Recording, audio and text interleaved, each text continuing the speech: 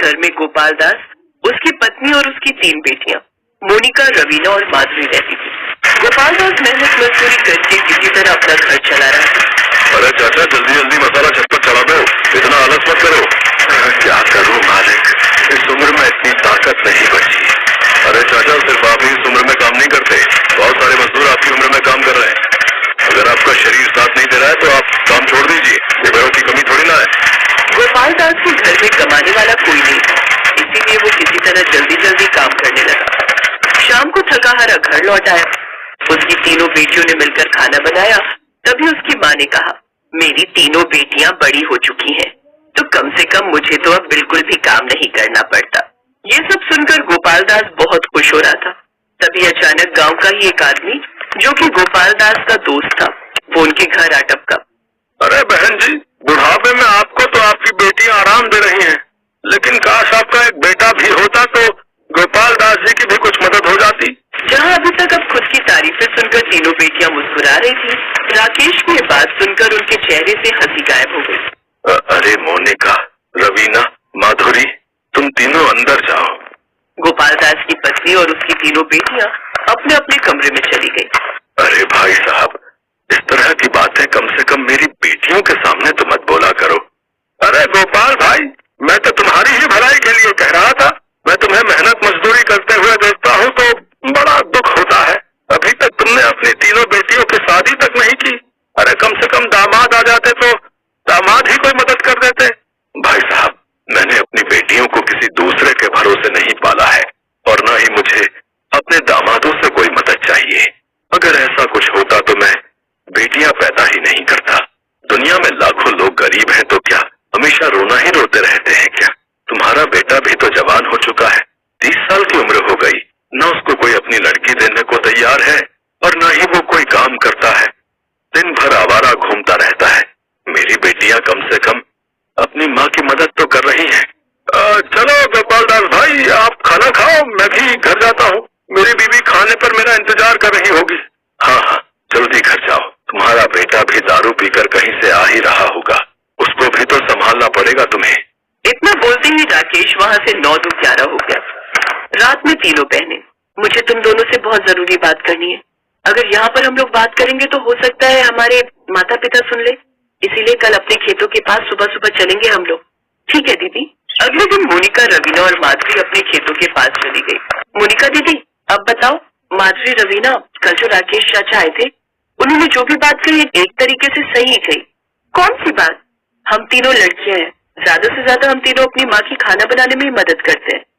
राकेश चाचा ने कहा था कि अगर हमारा एक भाई होता तो वो पापा की भी मदद करता। राकेश चाचा के कहने का मतलब ये था कि एक लड़का ही अपने बाप की मदद कर सकता है। दीदी, क्या लड़कियां अपने बाप की मदद नहीं कर सकती? बिल्कुल कर सकती है, लेकिन हम तीनों आखिर करेंगे क्या? कुछ भी करना पड़े, लेकिन जल्द से जल्द हम तीनों को ही मिलकर अपने पापा को लेबरी करने से रोकना होगा। दीदी, ऐसा करते हैं, हमारे गांव से 2 किलोमीटर दूर चौराहे पर थोड़ी बहुत दुकानें, बहुत सारे सलवार सूट और साड़ियों की भी दुकानें, क्यों ना हम वहां चलकर अपने लिए कोई नौकरी ढूंढे? हाँ, ये तूने बिल्कुल सही कहा माधुरी। वो दोनों पैदल ही 2 किलोमीटर उस मार्केट में गई। वहाँ पर सबकी खुद की छोटी छोटी दुकानें थी। तीनों बहनें वहाँ काम मांगने लगी। अरे बिटिया, हमारे पास आसपास के कुछ गांव वाले ही कपड़े खरीदने आते हैं।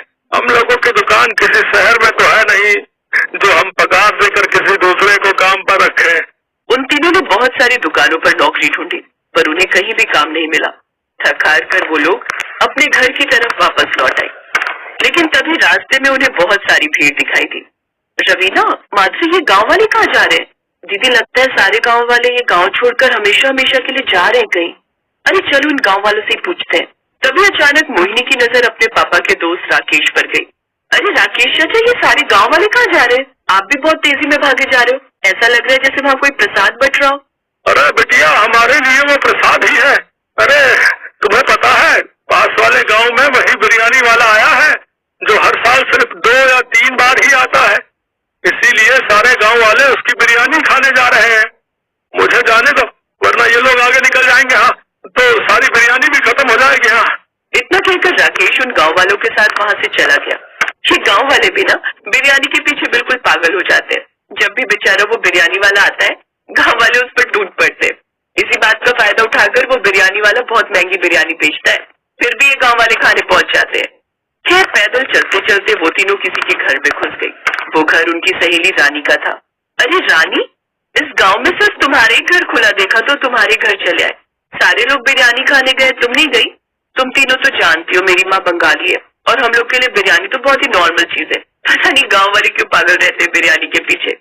तुम्हारी माँ बंगाल की है तो उन्हें तो जादू टोना आता ही होगा।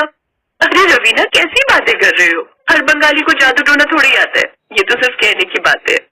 रवीना माधुरी, चलो हम लोग अपने घर चलते हैं। हम तीनों सुबह की निकली हुई है, माँ हम तीनों का इंतजार कर रही होगी। तीनों अपने घर पहुंच गई। घर पहुंचकर तीनों बहनें एक बार फिर से वही सोचने लगी कि आखिर अब क्या किया जाए, क्योंकि काम धंधा तो किसी को मिला नहीं और उस गांव में जब लड़कों को काम नहीं मिलता तो लड़कियों को कहाँ से मिल जाएगा। तभी अचानक मोनिका के दिमाग में एक प्लान आया। मुझे लगता है नौकरी मिलना आजकल के टाइम पर बहुत मुश्किल है। तुम दोनों ने देखा, पूरे गांव वाले बिरयानी के पीछे पागल है। अगर हम तीनों मिलकर किसी तरह बिरयानी का ठेला लगा ले तो गांव वालों को हर रोज बिरयानी खाने को मिलेगी। हाँ दीदी, ये तो हम लोगों ने सोचा ही नहीं। ये गांव वाले और आसपास के गांव वाले भी पहले दिन से ही टूट पड़ेंगे हमारे ठेले पर। हर रोज हजारों की कमाई होगी कम से कम। एक बार अगर काम चल गया तो पापा का काम हम लोग छुड़वा देंगे। लेकिन इसमें भी तो रुकावट है। बिरयानी बनाने के लिए बाकी सब तो हमारे पास है, लेकिन मटन और चिकन कितना महंगा है, वो हम कैसे खरीदेंगे? इतना तो पैसा भी नहीं हमारे पास। दीदी धीरे धीरे बोलो ना, माता पिता सुन लेंगे। कल हम लोग रानी के घर में बैठकर इस बारे में बात करेंगे। अगले दिन तीनों बहनें रानी के घर पहुंच गई। तीनों ने रानी के साथ अपनी बात शेयर की। अरे तो तुम तीनों को ये किसने कहा कि शुरुआत से ही मटन और चिकन की बिरयानी बनाओ? पर बिरयानी तो मटन और चिकन की ही बनती है ना। हाँ, लेकिन तुमने कभी वेज बिरयानी का नाम नहीं सुना?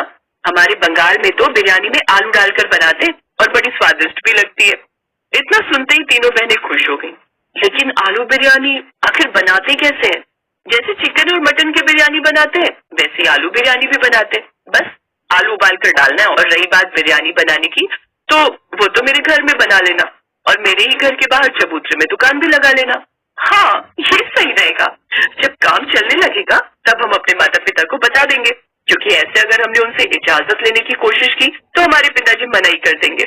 अगले दिन सुबह सुबह ही रवीना, मोनिका और माधुरी ने आलू बिरयानी बनाना शुरू कर दिया। बाकी लोगों से ये बिरयानी अलग बने, इसके लिए आलू को थोड़ा और स्वादिष्ट और रंगीन बनाना होगा। हम लोग साधारण पानी में आलू नहीं उबालेंगे। पानी में थोड़ा सा नमक, थोड़ा सा गरम मसाला, थोड़े से कलर्स, थोड़ा सा सरसों का तेल, ये सब डाल देंगे और उसके बाद ही उसमें आलू उबालेंगे, जिससे सारा स्वाद आलू के अंदर तक समा जाएगा। अरे वाह मोनिका, ये तो दुनिया की सबसे अलग आलू बिरयानी बनेगी। फिर बिरयानी बनने के बाद उसमें हम लोग शिमला मिर्च, ककड़ी जैसी हरी सब्जियों का भी इस्तेमाल करेंगे। तो इस तरह से उन चारों ने मिलकर 2-3 घंटे में लाजवाब आलू बिरयानी तैयार कर दी। घर के बाहर चबूतरे में ही उन्होंने बिरयानी बेचना शुरू कर दिया। धीरे धीरे गांव वाले आना शुरू हो गए। 2 घंटे के अंदर ही उन लोगों ने जितनी बिरयानी बनाई थी सब बिक गई। गांव वालों, परेशान मत हो, शाम को 5 बजे हम लोग फिर से बिरयानी लगाएंगे। शाम को इस गांव के लोग तो बिरयानी खाने आए ही आसपास के लोगों को भी पता चल गया और वो लोग भी दौड़े चले आए। तीनों बहनों के माता पिता भी ये जानकर बहुत खुश हुए और अब उनके पिता भी मजदूरी छोड़कर बिरयानी का काम करने लगे और सारी गरीबी कुछ ही महीनों में दूर हो गई और वो बहन जी, सब खुशी यह रंग खुशी तो रहने बहुत लगे। अच्छा लग रहा। हाँ, और ये डिजाइन भी बहुत सुंदर।